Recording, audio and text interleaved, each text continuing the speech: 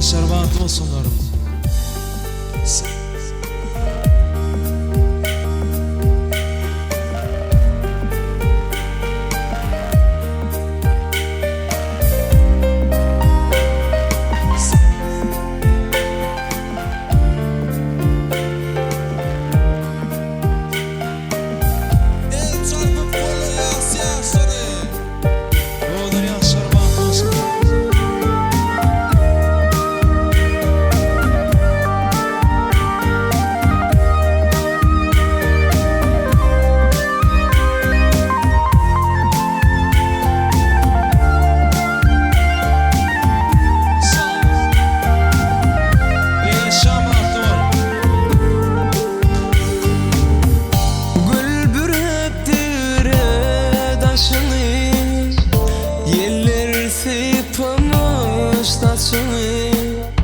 Yeller sıpamış taşını,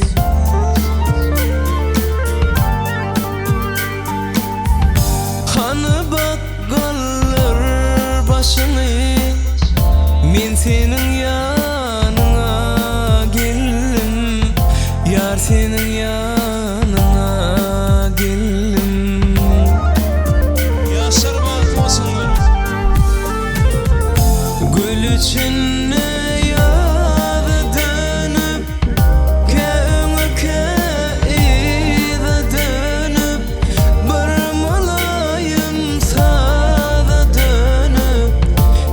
senin yanına geldim, yar senin yanına geldim. Bir mulayim sana dönüp, men senin yanına geldim, yar senin yanına geldim. Yaşamak yaşamak.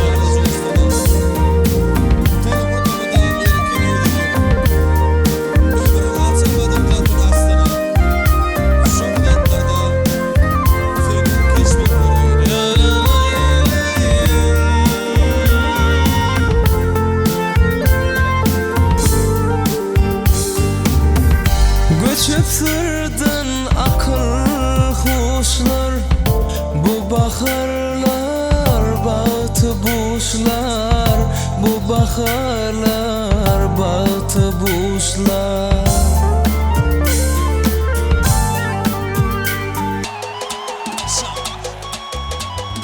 Hem canlı tatlı şarya, söylali şartları, söylüyor şarya, yaşar bahtı olsun. O güzel hanımdı, o benim canımdı. Ben onun hastası, o da dermanımdı. Aynı güzel hanımdı, o benim canımdı. Ben onun hastası, o da